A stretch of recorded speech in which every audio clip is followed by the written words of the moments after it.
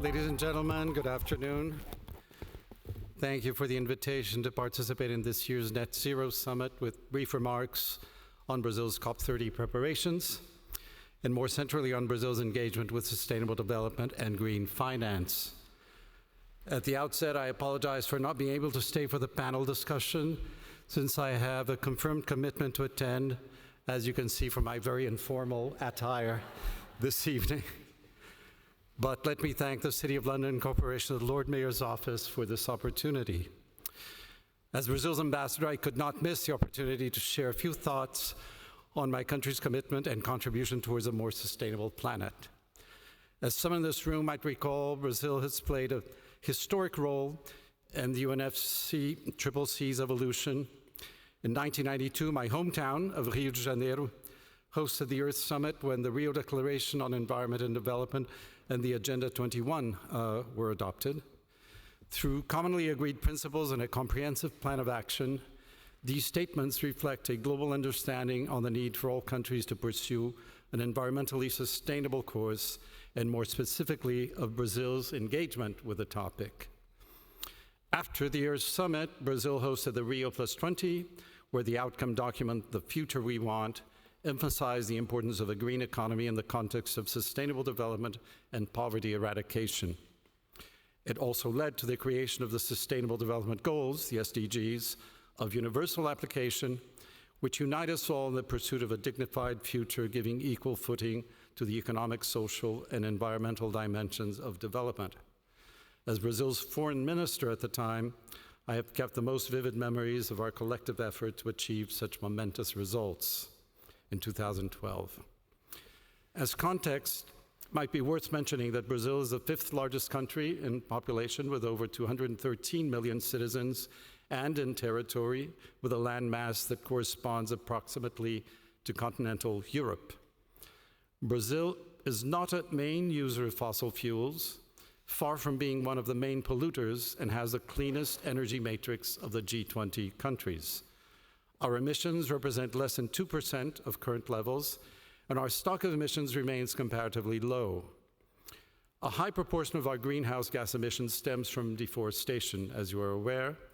However, it is important to highlight, as our Minister for the Environment has stated, Marina Silva, whom many of you have met, that even if all deforestation in the Amazon stopped tomorrow, its natural balance would still be under threat because of the current levels of global CO2 emissions.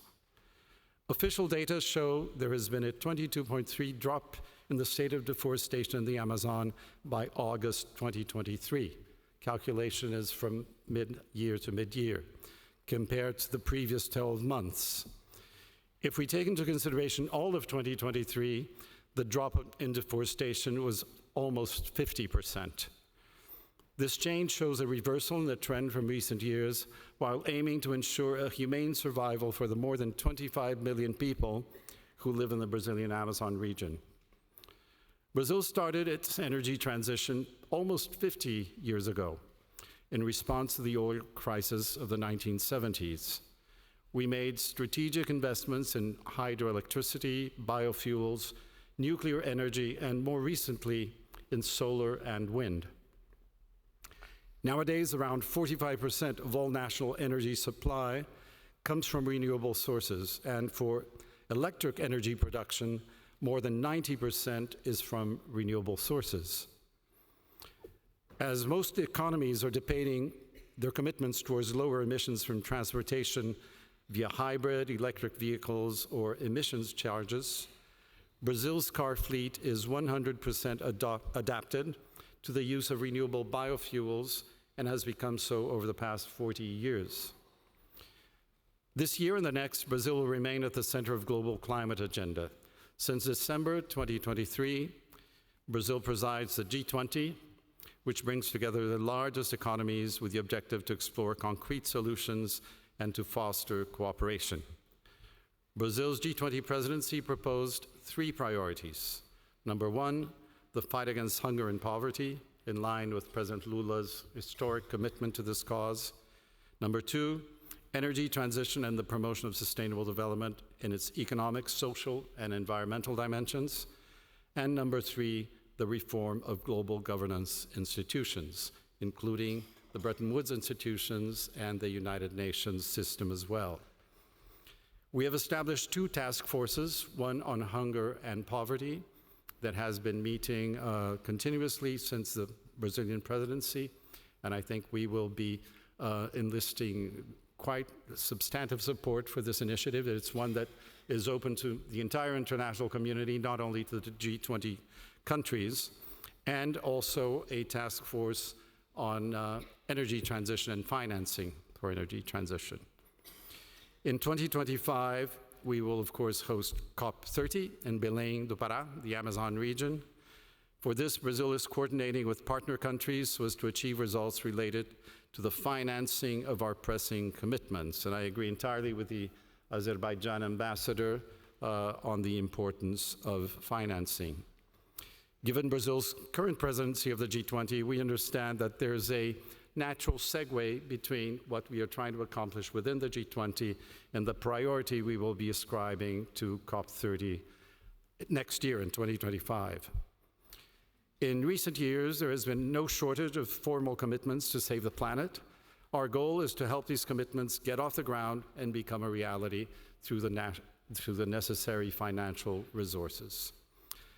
The United Kingdom's experience as host of COP26, and we have here Alok Sharma among us, who was the leader of that process, and the positive outcomes it produced are examples of the common interests that strengthen Brazil and UK's partnership. However, allow me to recall that we also agree that developed and developing countries are bound by common but differentiated responsibilities, and we must all work harder to achieve them in this framework and this spirit. For COP30, our priority will be to ensure that countries' new formal commitments to cut greenhouse gas emissions are truly aligned with the urgency needed to limit the average global warming to 1.5 degrees centigrade as established in the Paris Agreement. To this end, Brazil will assume ambitious goals at the national level and will aim to strengthen international cooperation in combating climate change internationally. The more specific dimensions of our objectives and priorities for COP30 are being designed and will involve the participation not only of governments, but civil society, the scientific community, and the business community. As we advance in this direction, I look forward to collaborating with all of you, and I thank you very much for your attention today. Thank you.